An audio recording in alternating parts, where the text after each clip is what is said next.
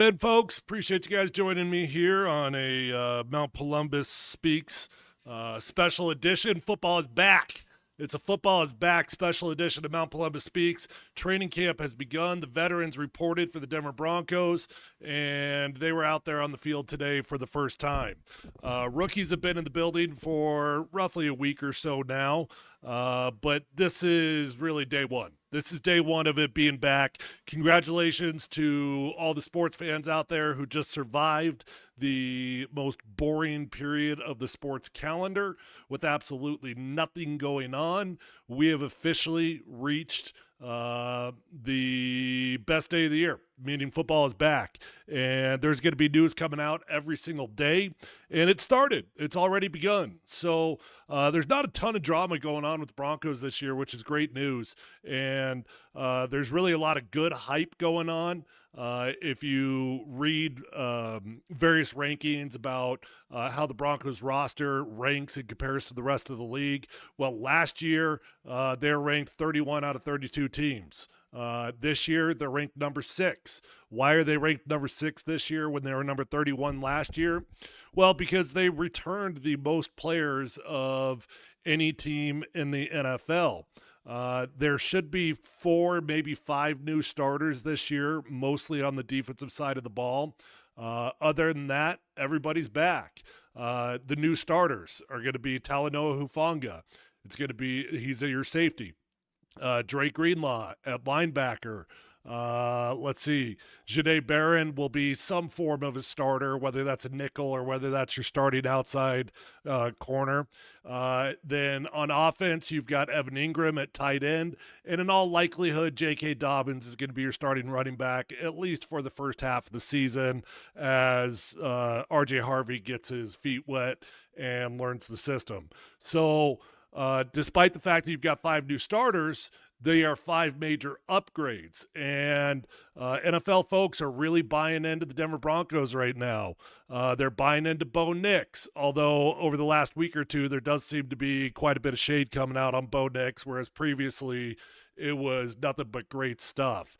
So, look, we've got a handful of things to dive in here to today. Number one, Courtland Sutton did show up. He is not holding out, nor is he holding in. He does want a new contract, and Sean Payton gave us an update after practice about where things stand with Courtland Sutton. Nik Bonnitto has spoken with the media over the last couple days, and Nik is a very excited young man right now because the edge market is on fire. Nik Bonnitto is looking at a whole lot of money. Who are his comps? It's not TJ Watt, obviously.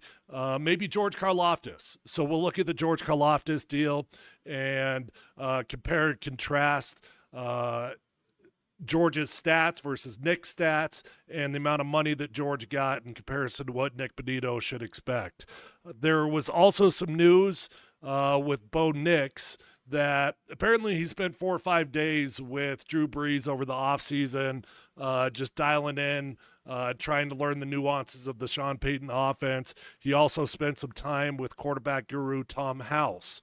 So we will discuss all of that. But as always, I need to take a quick second here to thank the title sponsor of Mount Polumbus Speaks. You guys know who it is. I talk about him every single episode, and I'm incredibly grateful for him. The title sponsor of Mount Polumbus Speaks are my friends over at Safeway. I've been working with Safeway now for a long time in both charitable aspects and business aspects, and they're just an incredible grocery store. They're incredibly generous. We've raised a crap ton of money for ovarian cancer awareness and honored my mom, Nancy, who passed away from ovarian cancer. And they're also just an incredible grocery store that happens to support local businesses. So if you care about that sort of thing, that's why Safeway's been my favorite local grocer, serving Colorado families since 1926. Guys, from fresh produce to tender cuts of meat, Safeway offers local fruits and vegetables from Colorado farms, and they serve Colorado Proud Angus beef. Safeway proudly supports Colorado farms and local small businesses, from Olaf corn and Rocky Ford melons to Palisade peaches. And you should just know that when you shop at Safeway, you are supporting local businesses. So learn more at Safeway.com or shop in your local Safeway store today. Fresh fruits, local flavors, Safeway. Check them out. All right, so where do we want to begin? We will begin with Courtland Sutton. That's where we will begin. If you guys have been following Mount Polumbus Speaks episodes here of late, I have spent a reasonable amount of time talking about the guys that are currently up for contracts. Guys that could potentially hold out. I don't think any of them are, nor do I think there's going to be any major drama with any of them. But in theory, there could be if these guys are not happy. The guys that we're talking about are Courtland Sutton, Zach Allen, Nik Bonnitto, and Jonathan Franklin Myers. Those are your four main guys that all want new contracts, and they all want them right now. And as you know, because I know many of you listen to every episode, I've said many times that I believe, just my opinion, Courtland Sutton is going to be the first domino that falls. Why is that? Well, there's a handful of reasons, but I think it's the easiest deal to get done. You know, realistically speaking, in comparison to other wide receivers, other number one wide receivers in the NFL, the amount of money that you're going to have to pay Courtland Sutton is going to be very reasonable in comparison. Still a crap ton of money. We're talking over $20 million.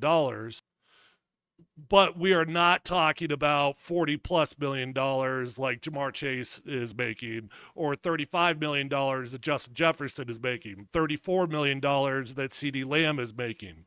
Courtland Sutton, as it stands today, makes about $13.75 million. Tough life, I know. How can he buy bread for his family?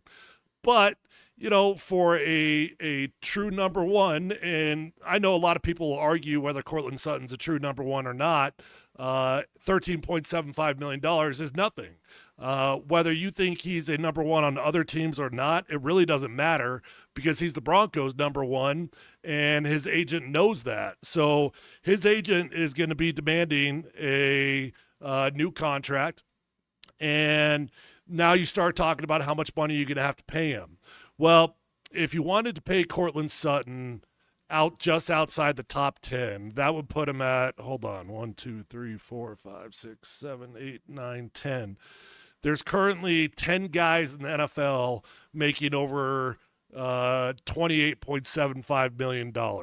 So if you want to pay him outside the top 10, you probably got to pay him about $27 million per year. I think that would be very high. I don't think you're going to have to pay Courtland Sutton that amount of money. I honestly think that you could pay Courtland Sutton anywhere between $20 and $23 million per year. That's going to be a significant upgrade for him of $8 to $10 million, and he's going to be happy with that. That doesn't even put him in the top 15. It might not even put him in the top 20 highest paid wide receivers in the NFL. So that's why I think it's going to be a deal that gets done first, because you're not talking about trying to reset the market or anything like that. You're just talking about giving a guy a fair market value deal. Now, everything that we have been told from the Broncos over the last 6 months or so is that, hey, we're all working together. Everything's awesome. We will have a new deal in place relatively soon, and nothing to see here. Well, that hasn't happened just yet. Sean Payton was asked about Courtland Sutton's contract situation after practice. His response: there's a number of guys you're going to ask me about with a few contracts. They're all being worked on. It's something we would never discuss with you guys, and those guys are getting work done. There's been good communication, and I'm going to leave it at that. So, you know, he's referring to the collective group of Courtland Sutton, Nik Bonnitto, and Zach Allen. Maybe you toss Jonathan Franklin Myers into that mix, but I don't think Jonathan Franklin Myers is going to get a new deal. Courtland last year, he held out until he got a little bit of a bump. He didn't get a new contract, but he got a little bit of a pay raise for a one-year deal last year. And this year he's not holding out, which I can only assume means that he's satisfied with the direction of the conversation. My guess, I think we hear about a new deal with Courtland Sutton probably within the next week and a half. I would guess that deal gets done here relatively quickly. Nik Bonnitto, on the other hand, now that's a different story.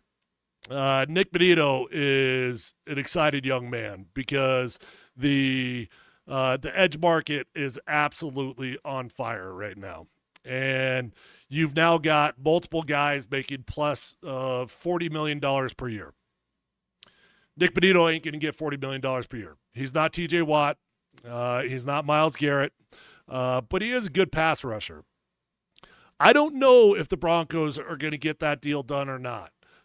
Matter of fact, if I were running the show, I probably would prefer to see Nik Bonnitto prove it again.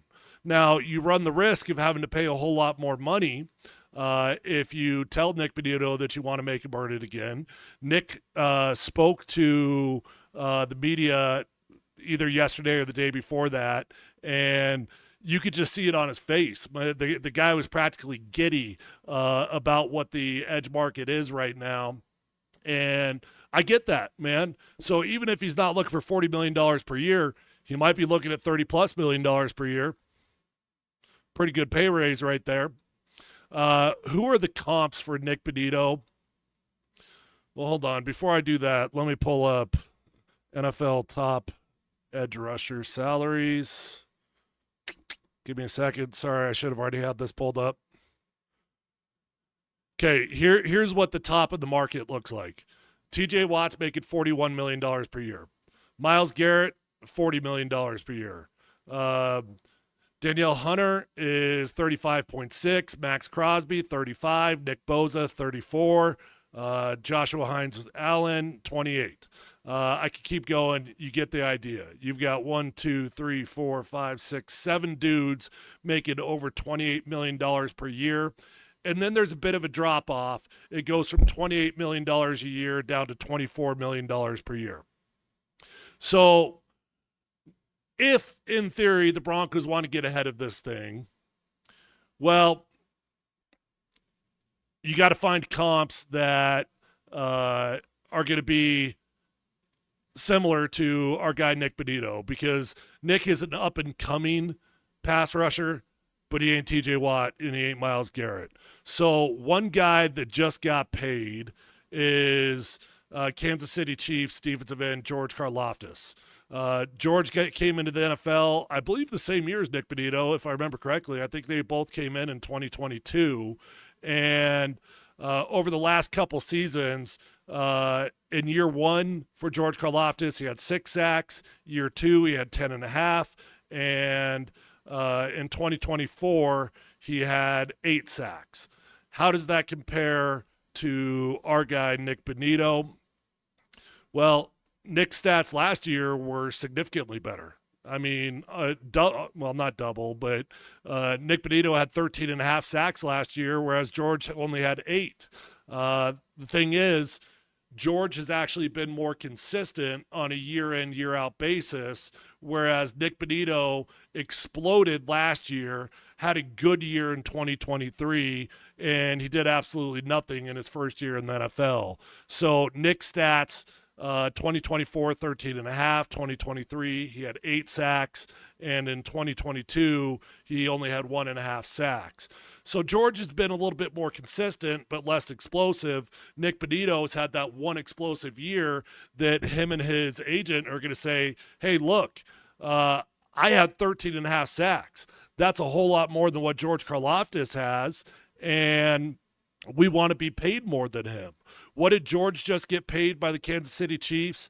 George just got a 4-year, $88 million deal that included $61.778 million fully guaranteed.